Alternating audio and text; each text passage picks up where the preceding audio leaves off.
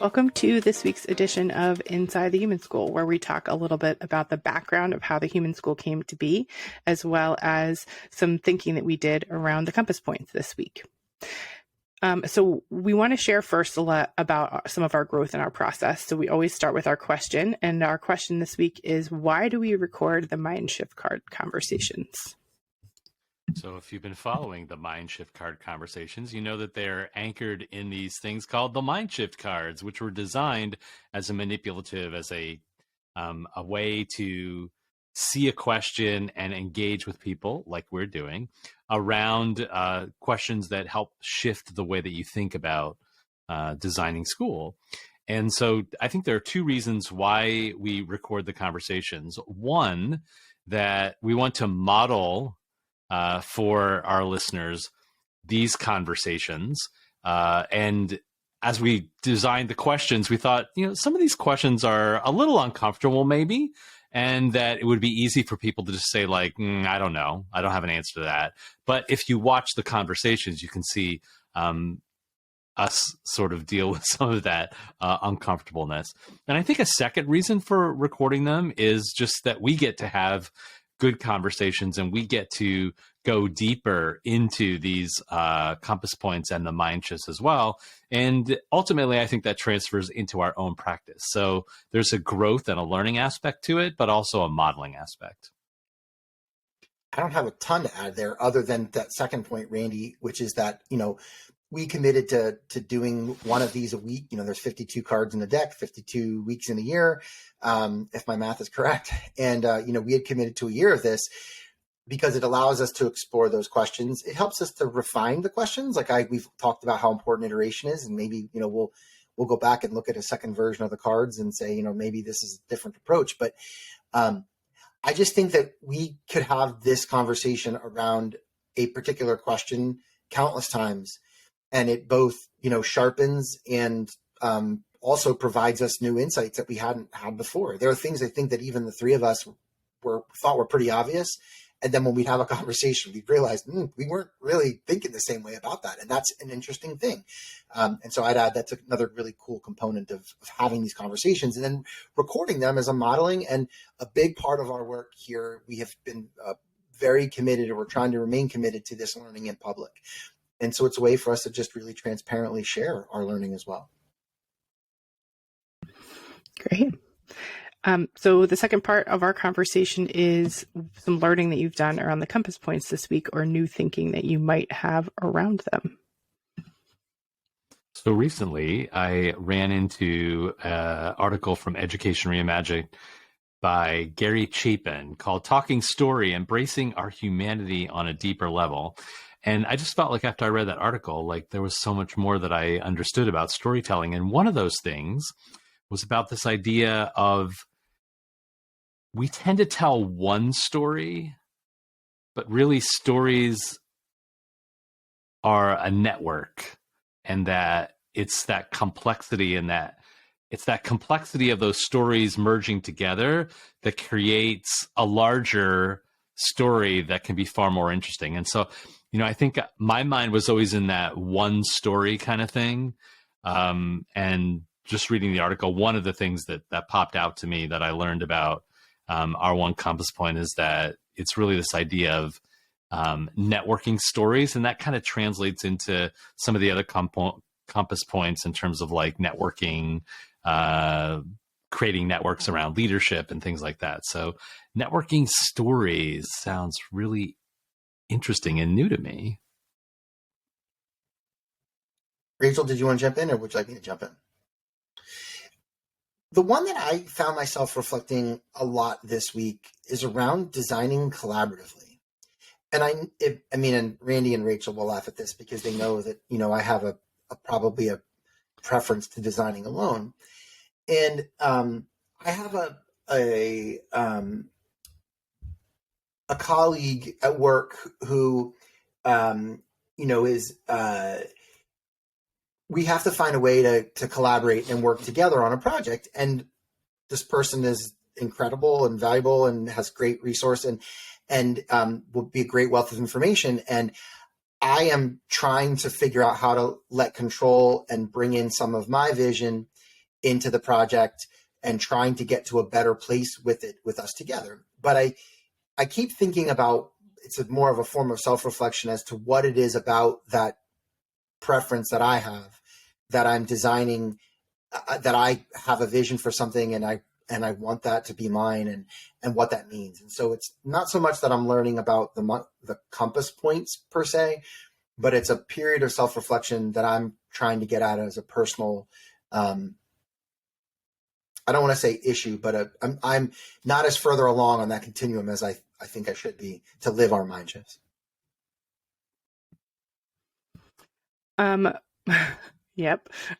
Mine is around becoming an objector. One of the things that I keep thinking about is the more that I talk to other people, the more that I realize that sometimes my thought processes or beliefs about things are not unique, but sort of like less frequent than I thought they were.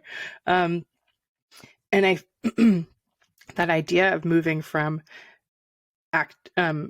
compliant to curious, I'm wondering what it is that pushes people past that. Like, is there, like, I can think of certain places where my experiences shaped me, but I also wonder if there is something in our personalities that contribute to that too.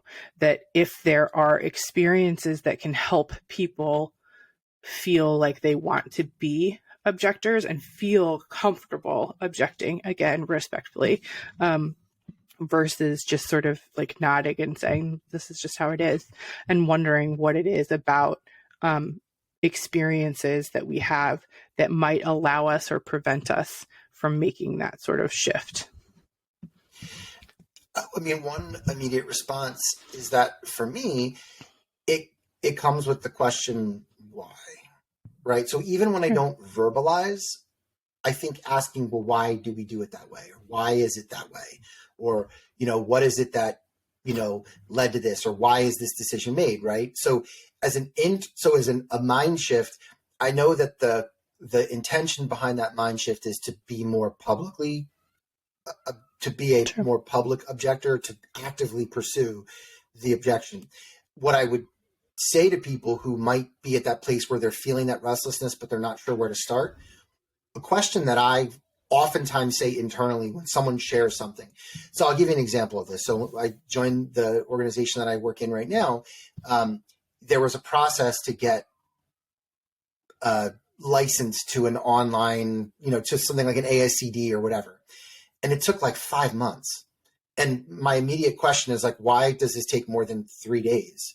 And, it was because when I started to find out all the processes, I'm like, so then I start to ask things, well, who's does this process serve, or why is it in place? And again, it's not my job to solve the procurement issues or challenges. Like, that's not within my scope of reference, but it's that feeling of like that sense of something doesn't seem to quite be right.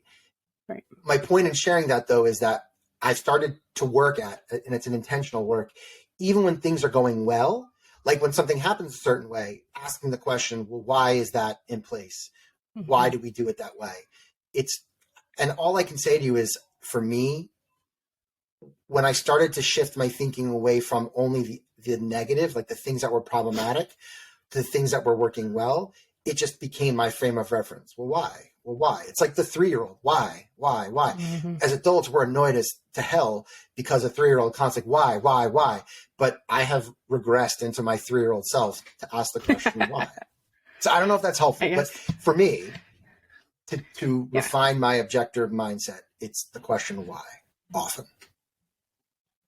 Go ahead, Randy. I wonder if one of the frictions to being an objector is the way that our system views accountability. Mm-hmm.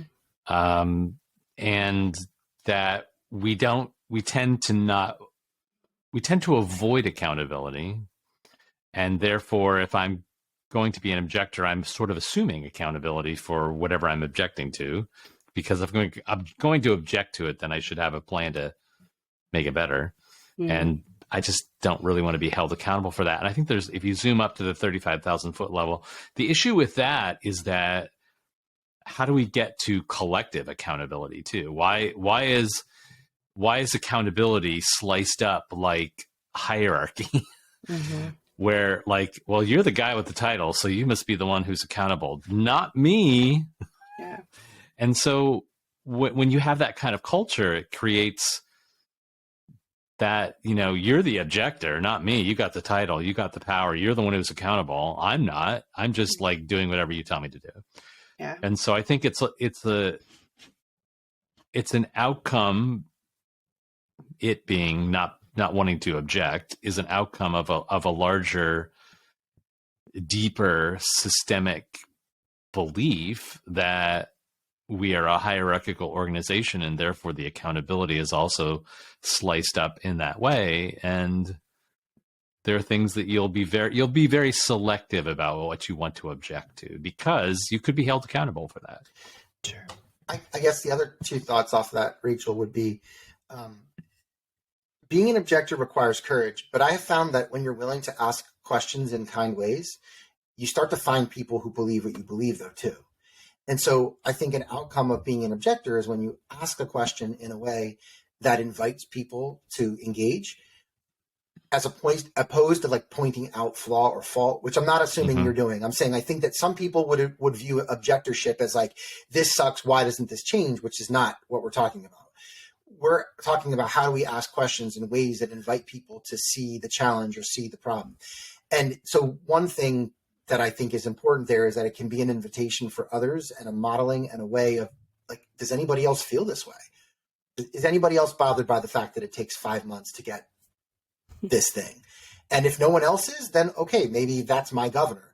But by asking the question, I might create space for other people to say, yeah, it really bothers me. And I've never voiced that, but I agree with you. And so then the next step, to Randy's point, is I wonder if this is something that we could investigate and solve together, or figure out how to improve this together. And so that would be just, again, Randy just made me think about that. It's not about me solving it, it's about we solving it, which I'll put on a t-shirt, I bet. Yeah, I wasn't thinking about it in terms of myself. I was just thinking about it in general as what is it that makes us feel more comfortable or not objecting, and and not about my responsibility to help other people feel more comfortable so much as just why that happens for some people and not others. And I think that point about accountability is an interesting one for sure. Going back to Chad's earlier comment, I wonder if we don't have any good models of effectively, we don't say we don't have any, but we have few good models in society right now, people objecting in ways that are productive. And if you look on the news is feeding us, and I hardly look at the news, but the news is feeding us all those strident versions of objecting. And are people sort of like, I don't want to be like that. And so they don't know what they could be like. But those are the models. I mean, look at our politicians. Look at the way they object to what the opposing party is saying these days. It's very strident. It's very uncomfortable. And like Chad said, there's a way to be an objector without being objectionable, I guess the word is. I wonder if that's a mind shift iteration, that instead of active, that it's projectively. Make a note. Yeah. All right. Well, to wrap things up, thanks for learning alongside us in this week's edition of Inside the Human School, where our goal is to learn in public and share a little bit about how we came to be. Go ahead and visit thehuman.school and our conversations page for some additional resources, and join our conversation in our Facebook community, committing to placing humanity at the center of all design. Thanks, guys.